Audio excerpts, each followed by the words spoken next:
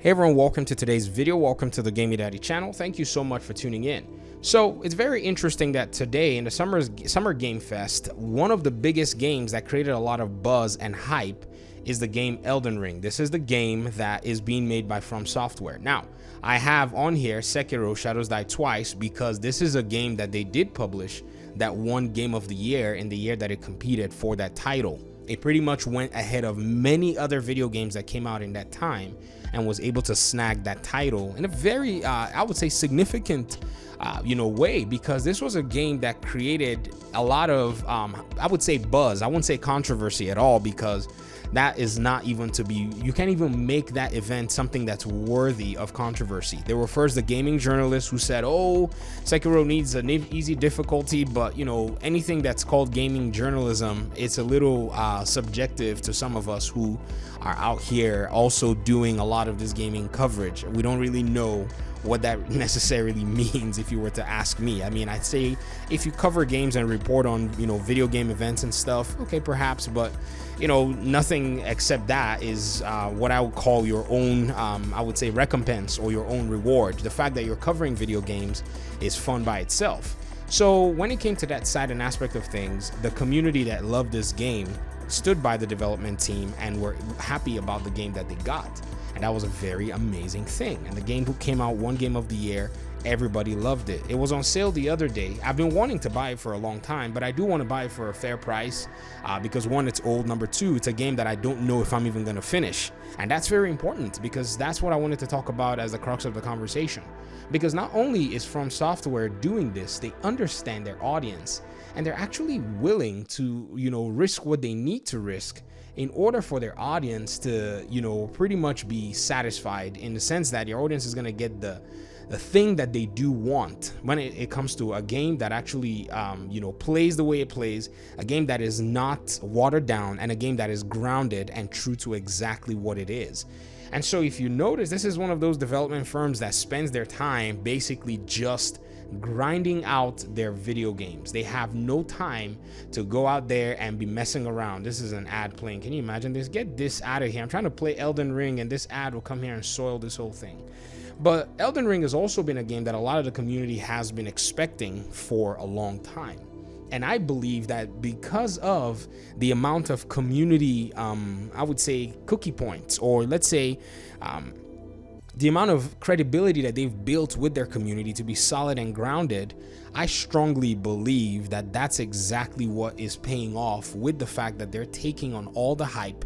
They basically stole the show today, man. Even the next few days coming, I still don't think a lot of games are going to receive as much, I would say, expectation setting or, hype building as this game has. Because I think and I believe that there has been that history between this development firm and their core community and core base. Now, check this out. This is also in the face of a lot of other games trying to go for mass appeal. Whereas this company just wants to stay true to what it is that they know, which is basically monster slaying, Souls-like, action-packed, combat-driven games set in really interesting worlds and interesting paradigms. That's very, very important for them. These Souls-like games made in this kind of quality are a very, very small subset of gaming. Nonetheless, they have a very strong audience that will show up every time and every day. And I think this audience and anyone else who wants to really make something out of their own gaming franchise needs to understand that this is a way to do it. Now, another thing that I really do appreciate about From Software is they spend the time in going through what I would call refreshing the same idea, but presenting it in a fun and interesting way that still holds the core of what they believe gaming should be. So a Souls-like game is not a new thing. A Souls-like game is something that, everybody has played to some extent. Everybody has enjoyed, people have experienced.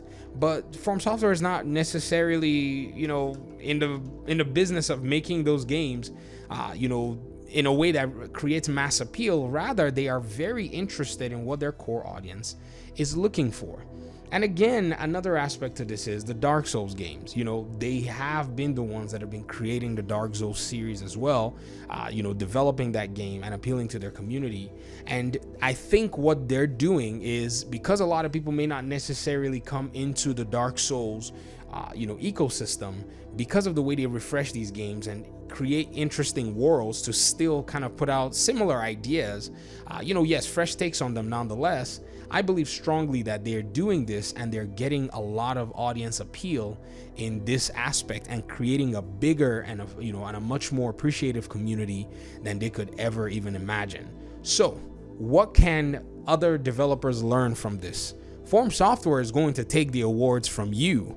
Don't worry, and I understand that the awards are not necessarily any form of validation or any sort. We shouldn't even really take, you know, those things into account much, because gaming and what gamers want is quite subjective. Also, we've seen some games that didn't appeal to their communities still go ahead and win awards. Example, The Last of Us 2 and all of the above. So we've seen those kinds of things pan out in the past, and so that should necessarily not be you know, a means to be able to do it. But nonetheless, what's going to happen is this: a small development firm, somewhat small, will always come and outshine the big dogs. Sure, the marketing budget is nice to have, but if the big dogs are not able to even take their ideas and freshen them up to be able to get more audience interaction, and a small studio or smaller team is able to do this, then man, I think we're going to be seeing some really interesting changes in gaming. And so this is very, very interesting. And I guess the last part is, you know, the game is supposed to be coming out next year, and hopefully the game does release in the time that it's supposed to be coming out. It's going to be a big deal for a whole lot of people. Trust me, there are some people who would love for this game, you know, to be out as soon as possible. There's no doubt about that. But ideally, you know, it has to still go through its own, you know, development and finalizing process. So we'll see what happens when all of this is said and done. But anyways, I just wanted to go ahead and just remark on this, because I believe this is quite significant in the gaming realm as of today.